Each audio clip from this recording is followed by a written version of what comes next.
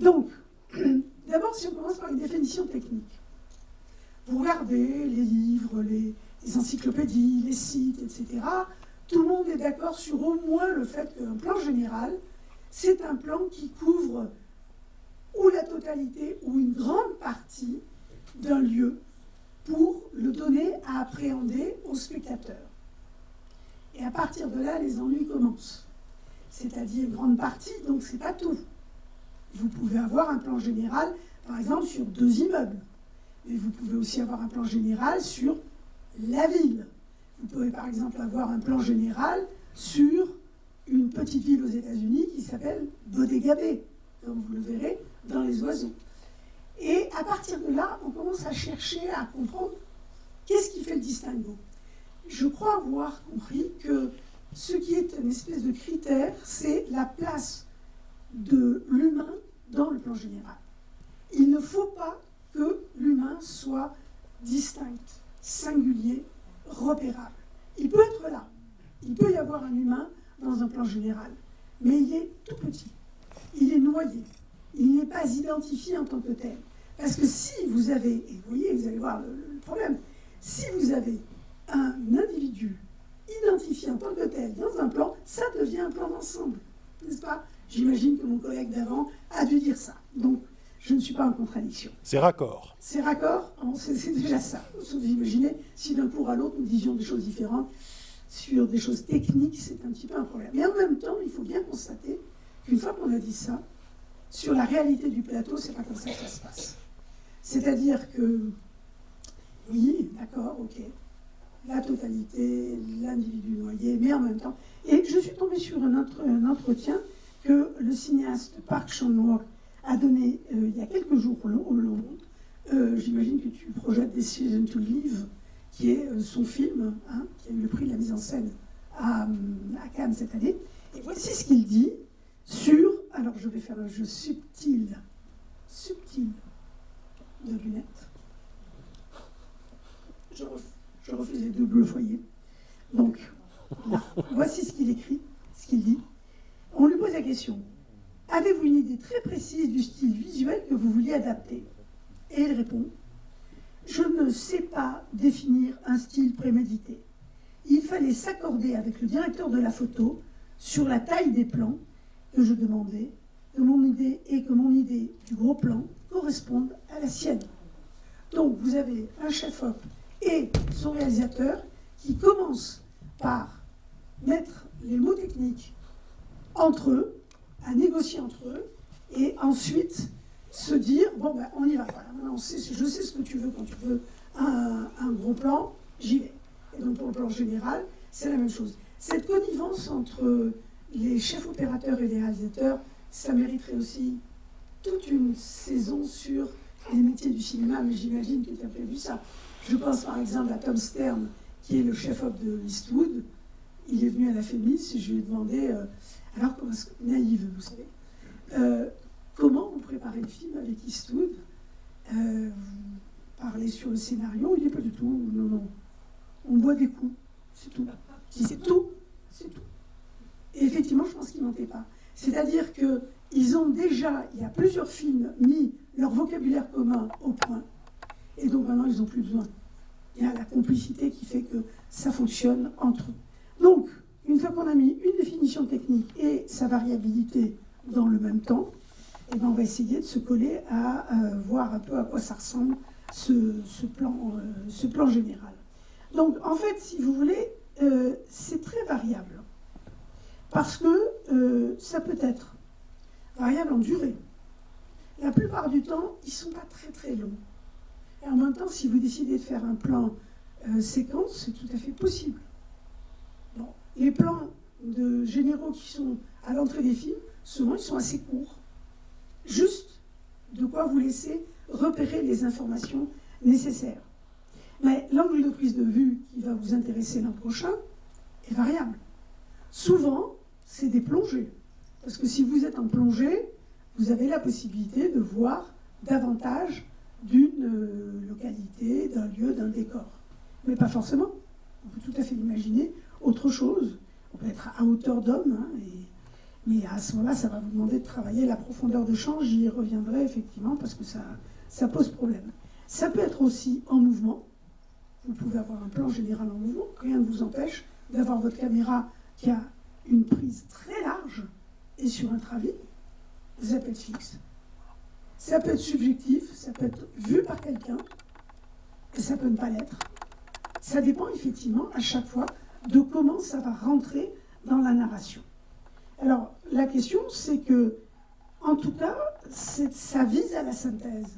Ça vise à donner un plan synthétique qui permet au spectateur de conforter son illusion de maîtrise. Parce que c'est quand même aussi ça qu'on vient chercher. Au cinéma, on vient chercher l'impression que, à nous, on ne nous la fait pas, on voit les choses, on comprend les choses, tout en sachant que nous avons été dirigés par les réalisateurs, comme le disait Hitchcock, qui disait qu'il ne faisait pas de direction d'acteur, mais de la direction de spectateur. Et cette idée comme ça de maîtrise, elle est importante, parce qu'elle fonctionne sur la capitalisation de l'information. Et cette capitalisation de l'information, elle est essentielle, c'est elle qui nous permet d'avancer dans un récit. C'est elle qui nous permet de comprendre le système causal dans un récit, et qui nous permet d'avoir assez d'indices pour comprendre ce dont il va s'agir. Mais ça va aussi dans un autre sens, cette idée comme ça du plan très large qui donne à voir beaucoup. C'est aussi, parfois, c'est rentrer dans ce que disait Bazin, c'est la représentation d'un réel sans couture, comme si vous aviez tout à votre disposition. Et à partir de là, on peut se demander à quoi ça sert. Alors moi, j'ai cherché, j'ai trouvé, entrée, bienvenue, j'ai trouvé 3 utilités, entre autres, il y en a d'autres certainement, sur ce plan général. On doit pouvoir dire que ça permet l'information, je l'ai dit, ça permet la ponctuation, je vais le dire aussi, et ça permet aussi, et ça c'est beaucoup plus intéressant, de changer de tonalité, et ce sera mon 3e point. Alors, je vais changer, j'avais décidé que je parlerais de la ponctuation après, non, je vais en parler tout de suite, je vais m'en débarrasser. Parce que ça ne sert à rien. Parce que la ponctuation, c'est juste, vous voulez arrêter, vous voulez passer à autre chose, vous allez faire un lien entre 2 séquences différentes, plac, vous mettez un grand plan sur une ville et puis on passe à autre chose. Mais ça peut être aussi un effet de style, ça peut ne pas être paresseux. Ça, ce que je décris, c'est paresseux. Parce qu'effectivement, fastoche quoi. Si par exemple vous avez vu la série Borgen qui est tout à fait remarquable, il y a dans la série Borgen une ponctuation qui est intelligente et pas paresseuse. Ce sont des plans sur le château qui, à Copenhague, accueille les lieux du pouvoir. Régulièrement, vous revoyez l'extérieur, après des scènes d'intérieur, l'extérieur du château pour vous rappeler que vous êtes dans une situation de pouvoir. C'est une ponctuation qui n'est pas essentielle à la narration, mais qui peut tout à fait être utile. Mais ça permet aussi, parfois, de faire le point. Ça permet aussi, ça c'est plus intéressant, et on le verra dans un extrait qui a été choisi en hommage au patron de ces lieux, M. Stéphane Boudet. Il y a des moments dans lesquels le film se termine par une ponctuation, mais ça a un tout autre sens. C'est pas juste de la flemme et de la paresse. C'est que on va vous donner le plan général sur une ville, mais maintenant que le film est terminé, vous savez beaucoup de choses sur cette ville. Et cette ponctuation-là, elle est chargée. Elle est chargée d'émotions, mais je reviendrai là-dessus tout à l'heure. Donc là, je fais ce que jamais il ne faut faire, c'est-à-dire changer son plan en direct. Mais vivons dangereusement. Et alors je le vis encore plus dangereusement parce que je vais lancer un extrait, vous allez voir là, ça va être terrible. Je vais essayer de lancer un extrait. Donc commençons par voir les moments dans lesquels nous avons ce plan classique du début du film. Le début du film, c'est là qu'on a le plus grand nombre de plans généraux, parce qu'effectivement, c'est ce qu'on fait de mieux pour arriver à donner l'impression que vous allez rentrer dans le film. Et on va parler ensuite de cette idée de rentrer dans le film. Donc, et en plus, il prend des photos. On m'avait pas dit. On m'avait pas dit que c'était comme ça ici. Donc, nous allons voir le début d'un film que vous connaissez tous par cœur, mais ça fait du bien de le voir sur un grand écran, parce qu'on l'a tous revu sur nos petits portables ou nos petits écrans à la maison. C'est un film de Kubrick, c'est 2001, Odyssée de l'espace. Et vous verrez, j'ai délibérément choisi le tout début du film, avant même la naissance du plan général. On essaye. Voilà.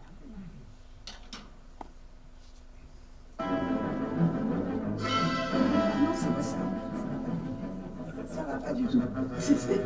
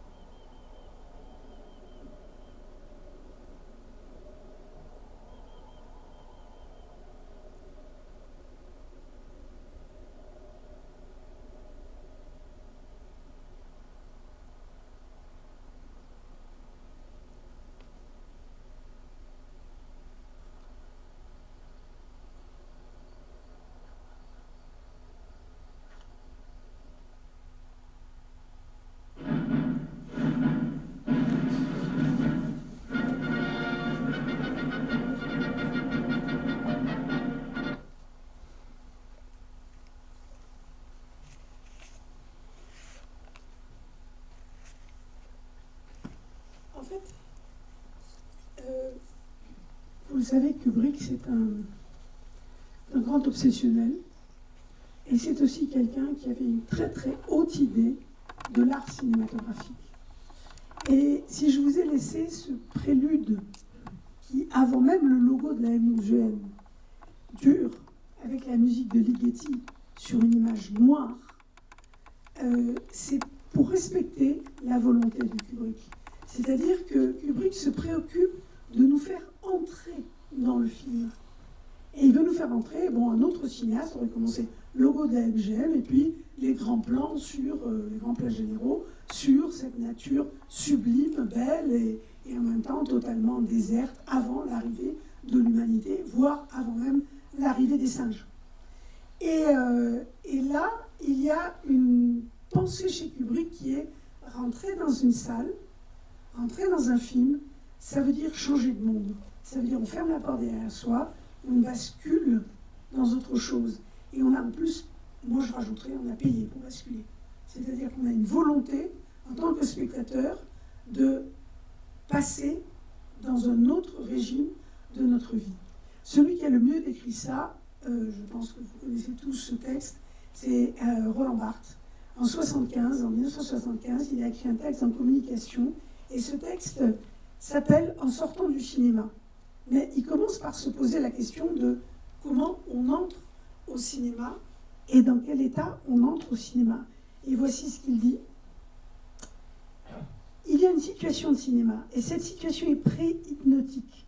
Suivant une métonymie vraie, le noir de la salle est préfiguré par la rêverie crépusculaire qui précède le noir et conduit le sujet de rue en rue, d'affiche en affiche, à s'abîmer finalement dans un cube obscur, anonyme, indifférent, où doit se produire ce festival d'affect qu'on appelle un film. Et c'est tout à fait intéressant que, avant de placer ces plans généraux, d'une certaine manière, Kubrick a tout balayé avec ce noir et cette musique en plus contemporaine qui n'est pas du tout dans le système lyrique mélodique habituel de la musique occidentale. Et en fait, il a permis, grâce à ces plans généraux qui se succèdent, de bien situer le désert humain. Et vous l'avez certainement remarqué, il le situe avec du silence. Et puis, petit à petit, parce que quand même, on a rarement mieux travaillé le son au cinéma que chez Kubrick, peut-être chez Tati, on en reparlera, il y a le vent qui arrive, et puis des petits oiseaux, et on voit les singes. Et là, nous rentrons dans le plan ensemble, n'est-ce pas? Parce que nous ne sommes plus concernés par le plan général. Mais ce glissement progressif, c'est une façon d'accompagner le spectateur vers un monde merveilleux au sens technique du terme, c'est-à-dire qui ne correspond pas au réalisme. Et ça nous prépare à accepter tous les délires qu'il va y avoir dans 2001. Et c'est très frappant, on oublie ce passage-là. Pour la plupart des spectateurs, 2001, c'est les astronefs, c'est la valse du Danube bleu, c'est le cube noir, le parallélépipède noir, et puis tout ce qui était au début, c'est effacé parce que justement, il y a une espèce de demande à l'égard du spectateur qui est très grande. Mais pour la faire passer, Kubrick, qui est un filou, nous propose des images sublimement belles. C'est très esthétisant. Il y a un travail qui est presque du chromo sur les oranges, la façon de filmer les aubes, qui sont justement une façon de nous faire accepter de larguer la réalité et de rentrer ailleurs. Donc là, vous voyez le plan général. D'abord, il y en a plusieurs, les uns qui s'enchaînent avec les autres. Donc ça fait rentrer dans une atmosphère particulière. Et en plus, ici, ça nous fait quitter notre monde habituel. Et pourquoi quitter notre monde habituel? Je reprends une deuxième partie du texte de Roland Barthes. Il dit « Telle est la plage étroite, du moins pour le sujet qui parle ici, Roland Barthes, où se rejoint la sidération filmique, l'hypnose cinématographique. Il me faut être dans l'histoire, le vraisemblable me requiert, mais il me faut aussi être ailleurs, un imaginaire légèrement décollé, et voilà ce que, tel un fétichiste scrupuleux, conscient, organisé, en un mot difficile, j'exige du film, de la situation, et je vais le chercher. » Et c'est vrai que nous cherchons ça au cinéma. Nous cherchons le vraisemblable et l'ailleurs. Et c'est pour ça que nous acceptons que la porte se ferme. Et c'est ce que dans ce prélude de 2001, Kubrick fait de manière extrêmement pensée et contrôlée.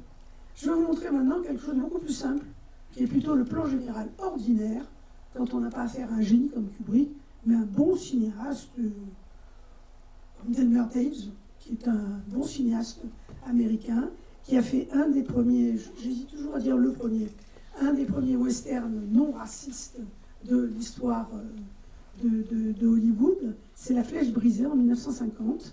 Et on a l'utilisation absolument, celle que vous connaissez, celle à laquelle nous pensons tous tout de suite, classique du plan général, l'entrée. Mais vous allez voir comment il se débrouille pour faire que on passe du plan général, on va aller jusqu'au plan moyen. Et tout ça sans rupture véritable.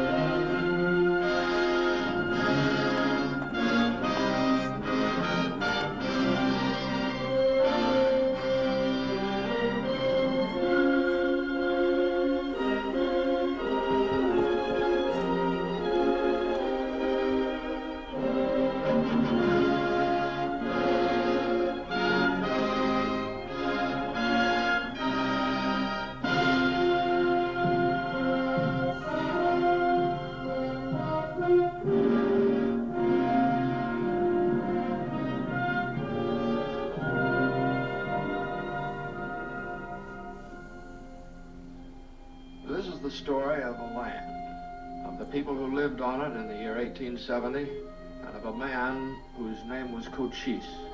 He was an Indian, leader of the Chiricahua Apache tribe.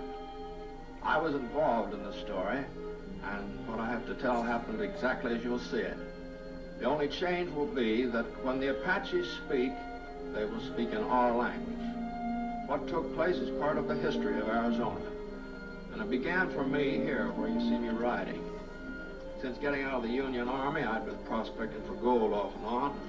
One day I got a message that a new colonel had come to Tucson and wanted to see me. The story started when I saw some buzzards circling in the sky. Buzzard's a smart bird. Something or somebody was getting ready to die.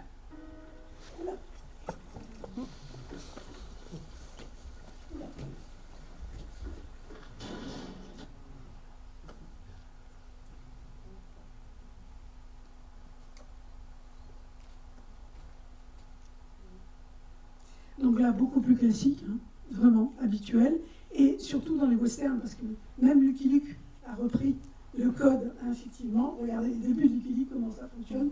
Vous avez une vignette horizontale, et puis ensuite on rentre dans l'histoire. Là, il y a quelque chose d'un peu particulier dont on reparlera plus tard, c'est la question de la voix.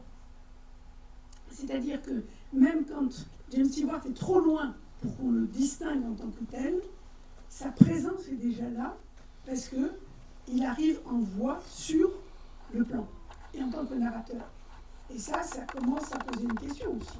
Alors, plan d'ensemble, plan général troué par la voix qui ensuite, je reviendrai sur cette problématique parce qu'elle est intéressante et elle permet justement de montrer la complexité des plans généraux qui ne sont pas forcément finalement aussi simples que ça. En tout cas, vous avez vu comment le personnage est arrivé vers la caméra, mais aussi comment la caméra a fait un panoramique suivi d'un travelling, et il y a eu un mouvement conjoint où l'homme à cheval s'est arrêté devant la caméra. Et on rentre ensuite dans l'histoire.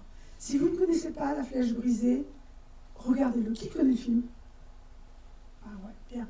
Les autres, je vous le conseille, parce que c'est en 1950, replacez-vous dans l'histoire des États-Unis, Et 6 minutes ou 7 minutes après ce que vous venez de voir, vous avez le personnage principal qui s'affronte à un danger pire qu'un animal, c'est ce qui est dit dans la voix, c'est-à-dire un Indien. Il s'approche de l'Indien, l'Indien c'est un enfant, il est blessé et il le fait parler, il le soigne. Et il y a un plan stupéfiant où vous avez James Stewart qui s'arrête, alors c'est un plan moyen, hein. Il est scotché parce qu'il a compris que cet enfant avait une mère et que cette mère allait souffrir si cet enfant mourait. Ça n'a l'air de rien, ça a l'air ridicule, mais en fait, vous vous rendez compte, pour une fois, les Indiens sont des humains comme les autres, avec les mêmes soucis que les autres. Repensez à tous les westerns que nous aimons quand ils ne sont pas des très très très grands réalisateurs. La façon dont les Indiens sont traités, c'est pas avec ce respect-là. Mais je ferme la parenthèse, mais je voulais quand même vous encourager à voir ce film. En tout cas, c'est vrai que vous voyez là arriver une question que je ne vais pas travailler. Et en plus, vous aurez une leçon l'an prochain là-dessus, qui est la profondeur de champ. C'est-à-dire que on avait ce rectangle très lointain comme ça. Et puis, petit à petit, vous avez un personnage qui arrive perpendiculairement à l'écran. C'est comme ça que Jean-Louis Comolli, qui nous a quittés récemment, qui était un grand critique de cinéma, définissait la profondeur de champ. Il disait que c'était ce qui permettait à un personnage de marcher perpendiculairement à l'écran. C'est exactement ce qu'on vient de voir. Et la profondeur de champ sur le plan technique, on peut juste dire ça en 2 secondes, c'est de faire le point sur ce qu'on a choisi, peu importe ce que c'est, un verre de lait chez Orson Welles, ou bien, enfin, empoisonné, ou bien une personne, peu importe, et de définir la zone de netteté devant et derrière. Et après, les chefs opérateurs, à la demande ou en complicité avec les réalisateurs, jouent sur la quantité de profondeur du champ qu'ils veulent en avoir. Et ça, c'est quelque chose qui peut tout à fait se trouver mis en place dans un, on vient de le voir en fait, dans un plan général. Alors, ce qui est plus intéressant peut-être, c'est que si ça nous donne de l'information, c'est quand même fort, l'information qui est transmise là. On sait que c'est un western, on sait que c'est dans le passé, on sait que c'est James Stewart, et James Stewart ne joue pas les méchants.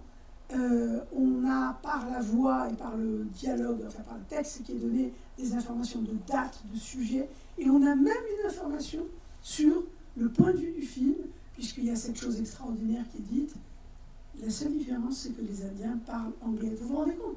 Ils ont conscience que c'est pas normal de faire parler les gens dans une autre langue que la leur pour parler anglais. Ça, c'est aussi assez révolutionnaire. Autant le plan est sage, autant ce qui est dit dedans est assez neuf. Donc, de l'information, mais aussi de la ponctuation, on l'a vu. Plus intéressant, et c'est ça là-dessus que je vais m'attarder, c'est quand le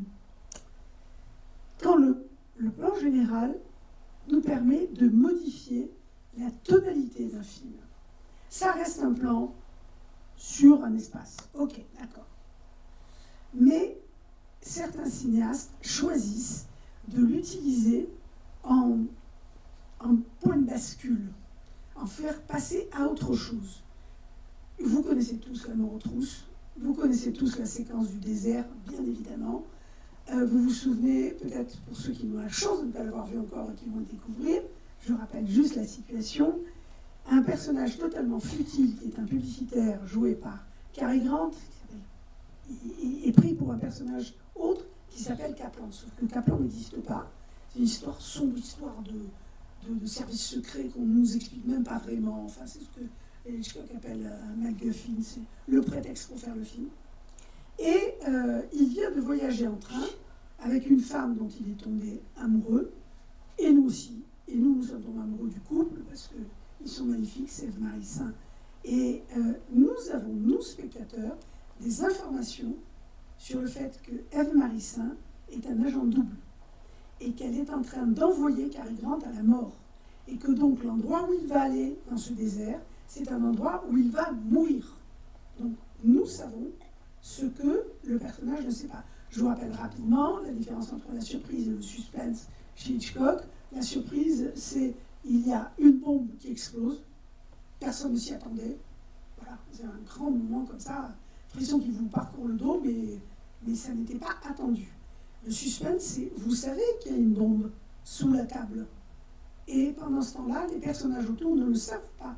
Et ils ne savent pas qu'ils vont mourir. Et vous, vous êtes en train d'avoir peur pour eux. C'est ça, le système du suspense, c'est une espèce de travail sur le temps et l'information.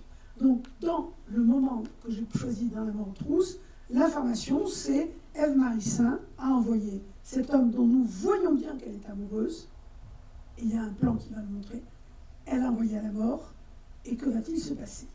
Et que fait Hitchcock d'un plan, un plan général pour dire ça va se passer dans le désert, quoi. Alors là, on est à la gare, et dans les toilettes de la gare, et Cary Grant se rase. Le bordier.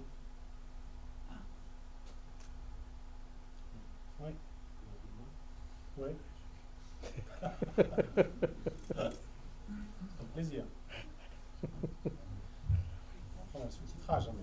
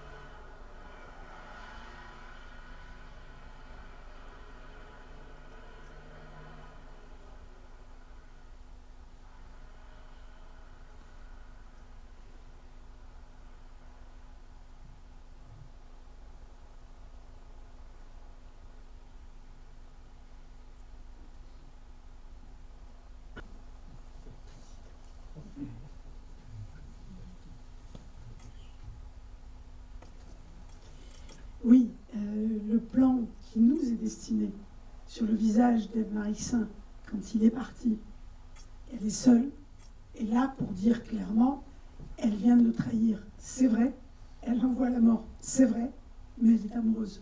Ça, c'est indiscutable. Et vous avez vu, il y a un fondu enchaîné avec le plan général qui arrive. Et c'est vrai que, sauf quand on est tout à fait au début du film, le plan général, il est entouré de plans de valeurs différentes, qui lui donnent justement une stature différente. Et là, c'est d'autant plus intéressant qu'une fois que ce plan, qui a duré longtemps, hein, le plan sur la croisée des chemins, une fois qu'il s'arrête, le plan d'après, vous avez ce qu'on pourrait appeler l'échelle humaine. C'est-à-dire juste après, vous avez un plan où on est presque au ras du sol et on a Cary Grant face à un poteau, enfin devant un poteau, et presque à sa hauteur, et ça nous permet de voir et la profondeur de champ, et effectivement que c'est un être humain. Mais alors, si vous voulez, bien sûr, c'est très pratique hein, de faire ce plan général comme ça, parce que comme ça, nous savons clairement quelle l'information. L'information, elle est énorme, il n'aura pas de secours. Il n'y a personne. Personne à la ronde, personne ne pourra l'aider. Il va se faire flinguer, il va se faire tuer. Donc, de toute façon, vous, spectateurs, nous, spectateurs, nous sommes prévenus, ça va mal se passer, et il n'y aura aucune solution. Oui, enfin, en même temps, nous savons, parce que l'horloge interne est là, qu'on est à quelque chose comme à peu près 1h05 de film, qu'il en reste 50 minutes, et que donc il est hors de question que Cary Grant meure. Donc ça, nous le savons intimement en tant que spectateurs. C'est ça, être là et ailleurs en même temps, ce dont parlait aussi Roland Barthes, cette espèce de décalage comme ça qu'il y a entre notre double position. Mais moi, ce qui m'intéresse, c'est que c'est non seulement un plan informatif qu'il fallait donner, bien sûr, mais c'est un plan qui change la tonalité, en fait, du film. Pourquoi? Parce que jusqu'à présent, le personnage de Kaplan a été quelqu'un... pardon. On l'a pris pour Kaplan, il n'est pas Kaplan. Le personnage de Cary Grant, Roger Tornil, Vous avez une petite pochette d'allumettes à son nom, et c'est ses initiales, R.O.T. Et quand il y a la séquence au bar qui est absolument torride, où ils sont totalement habillés, où carrément elle lui dit de venir dans sa couchette, et qu'il lui dit bien allons-y, et elle répond je ne fais jamais l'amour le ventre vide. On le lit sur ses lèvres, sauf que ils ont mis un son différent, hein, pour être un petit peu moins audacieux par rapport au Code Race, dont on parlera peut-être une autre fois. Et c'est vrai que le personnage de Roger O'Tornil, quand on lui demande pourquoi il y a O, il dit c'est O for zero. Je suis rien, je suis vide, je suis un publicitaire. Quand il sort de l'immeuble tout à fait au début du film, il dit à sa secrétaire envoyez-lui à cette femme, envoyez-lui des bonbons, mettez-lui des paquets, des bonbons enrobés de papier doré, elle pensera que c'est de l'or qu'elle mange. Critique 1959 de la publicité, de la vacuité, de la superficialité. Et précisément, c'est dans cette séquence que le personnage qui va affronter la mort va basculer et va se remplir et devenir un mensch, devenir un homme tout d'un coup. Alors à quoi le voit-on? On le voit d'abord au fait que Hitchcock est un cinéaste profondément catholique. C'est quelque chose à ne jamais oublier. Il y a une culture chez lui très profondément catholique, on peut être marxiste, mais non, elle est catholique. Et le fait qu'il y ait cette croix, c'est tout sauf du détail. Et c'est peut-être pas la croix catholique, là, c'est plutôt la croix de la croisée des chemins. Parce qu'en fait, une fois qu'il va être attaqué par l'avion, hein, vous vous souvenez de la séquence, en fait, il n'y a rien autour, donc d'où va venir le danger? Le danger va venir du ciel, et c'est un avion qui est censé sulfater des récoltes, mais qui ne sulfate pas les récoltes, qui sulfate notre personnage pour le tuer. Il va s'enfuir, il va regarder d'abord plusieurs fois, incrédule, cet avion qui fonce sur lui, et à la troisième fois, il va se dire, bah oui, on essaie vraiment de me tuer. Qu'est-ce que ça sous-entend? Si on essaie de me tuer, c'est qu'elle m'a envoyé à la mort. Il est en train de découvrir que la femme qu'il aime l'a envoyé à la mort. Donc, en un instant, cet homme est obligé de prendre son destin en main et de trouver des solutions. Et là, tout d'un coup, il va se réfugier dans le champ de maïs et il s'en sort, il arrête un camion et il y a une très très belle émission, je n'avais pas le temps en une heure, mais je vous conseille, si vous arrivez à le retrouver, d'une émission qui s'appelle Cinéma, dans laquelle il y a une analyse de cette séquence où Hitchcock dit avec un œil gourmand, et l'avion arrive, il tombe sur la citerne d'essence et boum, finish. Pas du tout. Ce n'est pas mon point de vue. Effectivement, une fois que l'avion a explosé, le personnage de Cary Grant est sauvé et il va rejoindre la ville et maintenant il sait qu'il a été trahi. Mais comment va-t-il rejoindre la ville? Et ça, c'est l'art d'Hitchcock. C'est de vous faire des petites choses essentielles sous des allures absolument minuscules. Eh bien, il recule. Vous avez les spectateurs qui s'arrêtent, des gens qui s'arrêtent en voiture pour voir l'explosion. Lui, il va en sens inverse. Donc, il va contre la société, il va contre ce qu'il a fait jusqu'à présent. Et il va voler, lui qui était vraiment dans la loi absolue, il va voler un camion, un petit pick-up, pour se sauver. Et Hitchcock, qui est quelqu'un qui est extrêmement précis dans ses scénarios, fait un plan après sur le plan dans le pick-up dans les rues de New York, retrouvé par des flics. Il ne faut pas plaisanter avec le capital. Hein. Ça a été volé, on va rendre acquis de droit. Le bien comme ça n'a pas été inutilement détourné de son juste propriétaire. Moi, ça m'intéresse. Pourquoi? Parce que ça veut dire que maintenant, on a un personnage qui est capable d'enfreindre la loi, chose qu'il était incapable de faire jusqu'à présent, de prendre son destin en main, et que la croisée des chemins qui m'a été montrée dans ce plan général et qui diffuse inconsciemment, subconsciemment, pendant toute la séquence, effectivement, c'est qu'il a changé de direction. mais quand même, il rend quand même le camion parce qu'on va pas voler, il ne faudrait quand même pas exagérer. Et donc, la tonalité ici, elle change, et ce qui est intéressant, je crois, c'est que ça permet, après coup, de se dire que ce plan général, il n'était pas qu'informatif, il était métaphorique. Et c'est quelque chose qu'effectivement, nous allons, oui, tout à fait, reste là où tu es, parce qu'on va passer, il faut que je fasse attention à l'horaire, on va passer à une autre métaphore magnifique, absolument splendide, mais je laisserai peut-être M. Goudet en parler, parce que c'est le spécialiste français, européen, mondial de Jacques Tati. Donc, c'est à la fin de Playtime, il y a tout un chapitre où les gens vont se séparer. On part, on se sépare, mais simplement, c'est Paris, alors on va tomber dans un embouteillage.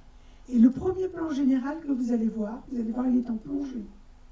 Celui-là, le premier, il est informatif, mais il est aussi un appel à la métaphore. Il fait lever la métaphore, c'est-à-dire, informatif, regardez, il y a un embouteillage. Mais quand vous allez voir l'embouteillage, vous allez être obligé par l'axe qu'a pris Jacques Tati de voir que cet embouteillage ressemble à autre chose. Il ressemble à un manège. Et à partir de là, la fin du film va complètement dévisser, va complètement changer de tonalité, et on va partir sur la fête foraine, et la ville va devenir une magnifique fête foraine, et on terminera par des plans d'ensemble, des plans généraux de conclusion, qui sont chargés de tout ce qu'on a vu avant, et qui sont les derniers plans sur la ville.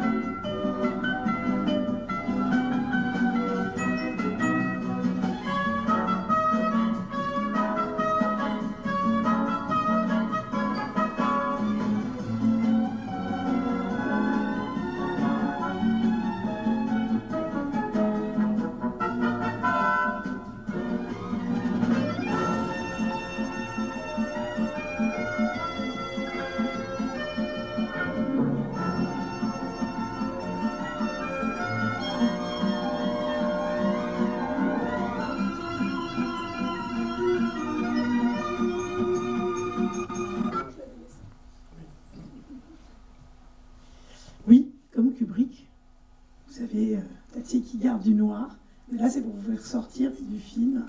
Vous voyez comment le premier plan général en plongée sur l'embouteillage, mais nous donne à lire autre chose qu'un embouteillage. Nous faisons le rapprochement avec un manège, un carrousel, une fête foraine, comme vous voulez. Et à partir de là, la tonalité merveilleuse est enclenchée, et ça dérive complètement. Et tout le monde dans sa totalité, se met à changer. Les rythmes des personnages sont différents. Le simple fait de mettre une pièce dans une borne de parking, ça fait redémarrer le tour de manège. Et les vitres qui basculent font basculer à l'intérieur du car, ce qui est évidemment totalement invraisemblable. Mais c'est plus de ça qu'il s'agit. On est parti dans de la poésie, on est parti dans autre chose. Mais pour ça, il nous a donné le starter. Et le starter, c'était ce plan général, qu'il reprend 2 minutes plus tard, en l'accompagnant d'autre chose, qui est la musique foraine, à ce moment-là clairement identifiée. Donc il y a eu un glissement progressif, mais c'est le plan général qui a déclenché la métaphore, en fait. Et c'est tout à fait passionnant de se dire que quelque chose aussi banal qu'un plan général peut déclencher chez le spectateur quelque chose de l'ordre de la poésie. Et pour terminer, parce que je vais être en retard, je voudrais juste reprendre une notion que j'ai à peine évoquée, mais qui au moins mériterait d'être sentie, c'est comment le son transforme le plan général. Parce qu'effectivement, selon qu'il y a du son ou pas, selon que le son a de la signification des mots ou pas, ça donne une idée différente. Et par exemple, vous l'aviez déjà senti avec La Flèche brisée, lorsque James Stewart disait « Je vous raconte l'histoire de Cochise », etc. Il se plaçait en narrateur, alors qu'il était déjà très très loin, non perceptible dans le plan général. Mais la voix, elle, était au premier plan. Et ça, vous connaissez certainement le grand théoricien du son, Michel Chion. Il parle d'un rattrapage de points sonores. rattraper le point, c'est quand vous êtes là, par exemple, il n'est pas là, il ne peut pas rattraper le point, mais, mais effectivement, si vous avez un changement de présence par rapport à l'objectif que vous avez, il y a un moment où il faut faire une manipulation pour que le net se retrouve et que le flou disparaisse. Et le son, dans le cinéma, ça peut aussi permettre de rattraper le point. Et là, je voulais terminer avec un dernier extrait qui me semble être presque une théorie du plan général. C'est-à-dire que, comme Kubrick, il y a la volonté de faire une entrée par la musique et faire ressentir par la musique ce qui va être la métaphore de tout le film ensuite. Et en plus, ça, je parle de West Side Story, de celui de 1961, de Robert Wise, et qui commence par une ouverture opératique. C'est comme chez Mozart. C'est-à-dire que vous allez avoir tous les thèmes, si vous connaissez le film, vous allez retrouver tous les thèmes de musique que vous connaissez, qui sont donnés exactement comme dans une ouverture d'opéra, avec des plans généraux stylisés. Il y a simplement des barres pour signaler qu'on est censé être devant Manhattan, qui ensuite vont laisser place à un enchaînement de plans généraux, les uns après les autres, qui sont magnifiques sur New York. Ils ont beau avoir été refaits des milliards de fois depuis, parce que je n'irai pas dire que c'est la première fois qu'on filme Manhattan comme ça de haut, ou le West Side de haut. Non, c'est certainement pas la première fois. Mais en revanche, c'est une des premières fois où ça a touché le public, véritablement, et ça a fait date, quoi. Et ce qui est intéressant, c'est qu'à partir du moment où le plan général va arriver, vous allez avoir une trouée. Michel Chion parle du son qui troue l'écran, qui troue l'image, et cette trouée, c'est un sifflement. Et ce sifflement, il va ensuite trouver son incarnation dans les personnages lorsqu'on va abandonner le plan général, qu'il va y avoir non pas pour récupérer la profondeur de champ et la précision, on va même être obligé de faire un zoom. Je vous viendrai l'an prochain. Je plains la personne qui fera l'action sur le zoom. Je pensais à toi. Non, c'est trop difficile, je ne sais pas faire. J'ai même posé la question à la FEMIS, à des chefs opérateurs. J'ai dit, ça c'est un zoom ou c'est un travelling? Il y a de très grands chefs opérateurs dont je ne donnerai pas le nom qui me disaient, honnêtement Carole, je ne sais pas. Donc tu trouveras quelqu'un d'autre que moi là-dessus. Et donc, vous aurez un zoom effectivement sur les personnages, mais déjà, le simple fait que c'est 2 notes qui sont sifflées, ça vous dit que en dessous, en bas, il y a de l'humain. On y va? On regarde et on écoute. Et on écoute. Si tu dois monter le son, n'hésite pas.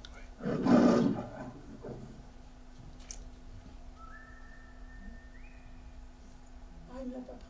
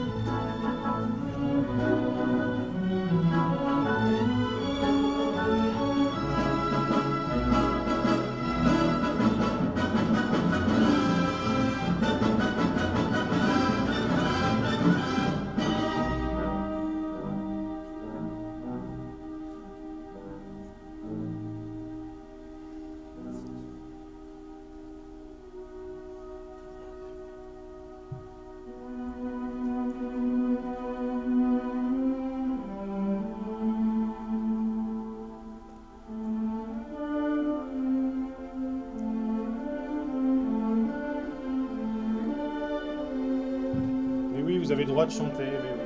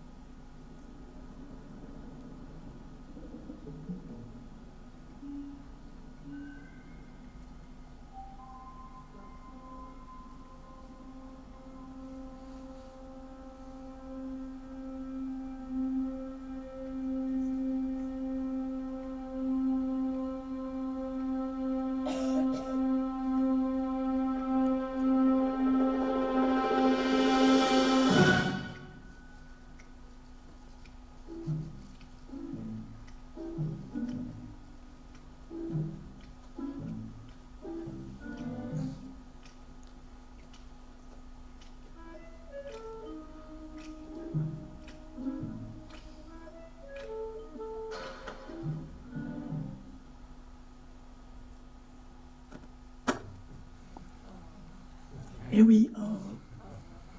Il faut le programmer. Sco.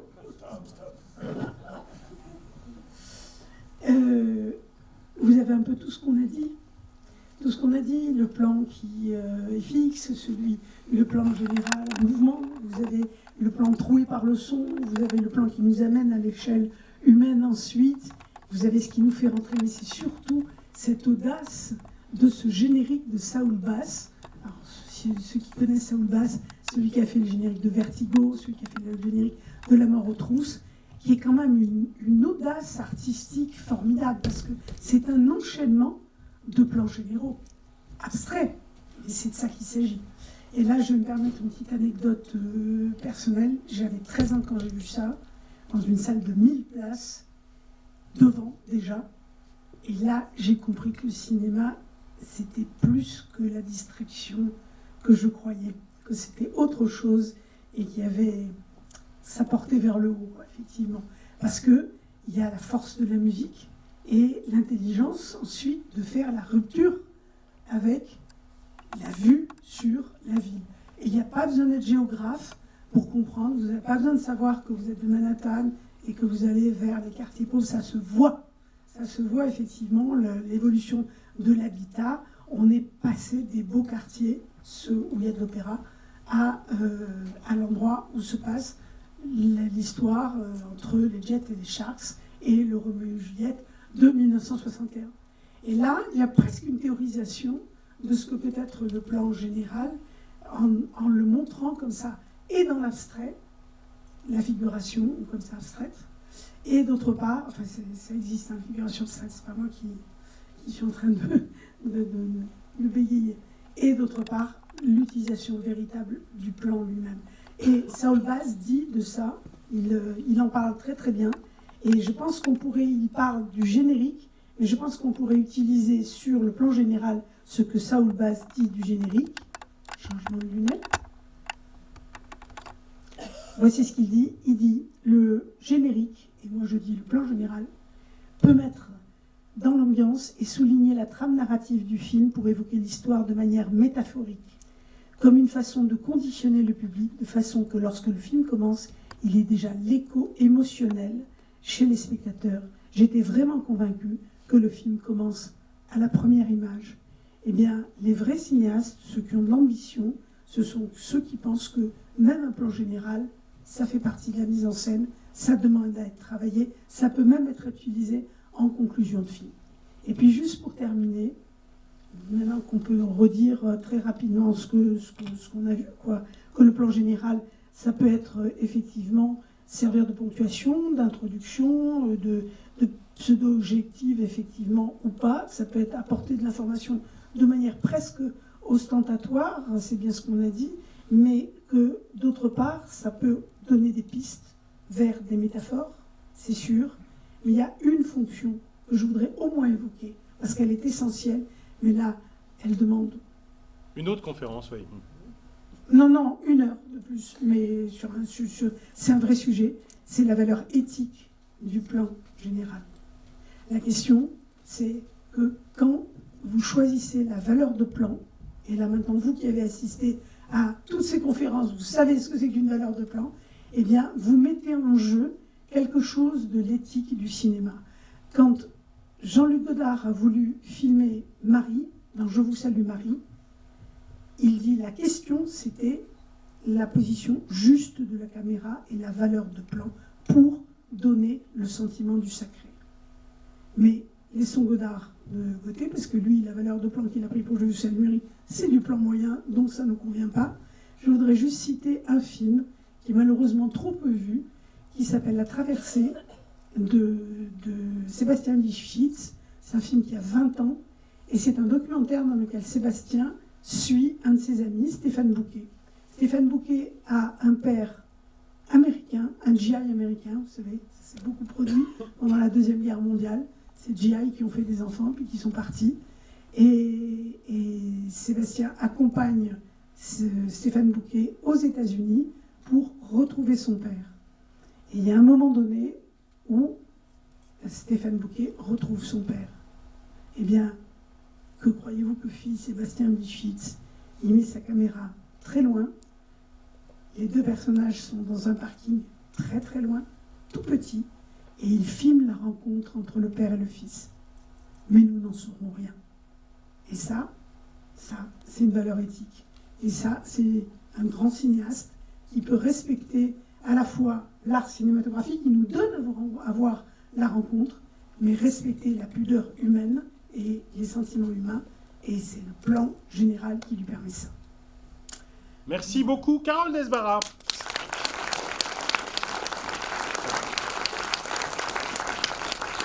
Alors, maintenant, vous allez voir un plan général métaphysique et catholique. Absolument, les oiseaux.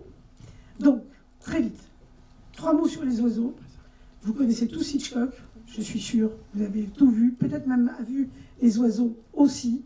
C'est un film terrifiant. Alors, vous allez peut-être avoir envie d'avoir une vue écologique du film. Aujourd'hui, on peut le voir comme ça. Je suis à peu près persuadée qu'à l'époque, c'était pas le problème. Hein. Mais bon, il y a quand même des oiseaux qui se conduisent de manière bizarre dans ce film. Moi, j'ai choisi ce film parce qu'il y a à 1h22, je crois, du film, il y a un moment où on est en plongée, et sur un plan général, vous reconnaîtrez, c'est la station essence. Et quand vous verrez ça, on en reparlera après si vous voulez bien, vous verrez comment on peut charger de manière efficace un plan général, à la fois pour donner beaucoup d'informations, vous allez voir plein de choses qui vont... C'est très économique en plus, ça lui a économisé, à mon avis, beaucoup d'argent, le fait de filmer de haut comme ça, mais ça permet aussi de donner une sensation un peu particulière sur le point de vue de haut, sur ce qui accable les êtres humains en bas. Et je voudrais juste, pour terminer, pour vous présenter ça, en vous disant simplement ce que Hitchcock... Vous connaissez le livre Hitchcock, Truffaut. Il y a un livre de cinéma à voir, c'est pas deux, hein, c'est un. C'est Hitchcock et Truffaut. C'est Truffaut, les questions sont sublimement intelligentes et les réponses d'Hitchcock sont magnifiques. Et Truffaut dit, quand même, c'est curieux, hein. Vous choisissez toujours le moment dans vos films où vous allez faire... Alors, Truffaut ne dit pas un plan général, où vous allez tout montrer. Et Hitchcock répond, bien sûr, bien sûr. Si, par exemple, je suis dans un commissariat de police, les gens me reprochent éventuellement de ne pas filmer le commissariat de l'extérieur en plan général. Eh bien non, ça ne m'intéresse pas. Je montre un gradé avec 3 gallons sur l'épaule, et on sait qu'on est dans un commissariat de police. Il dit, le plan général, on peut le charger dramatiquement. Pourquoi s'en priver? Vous allez voir. Merci beaucoup, Carole.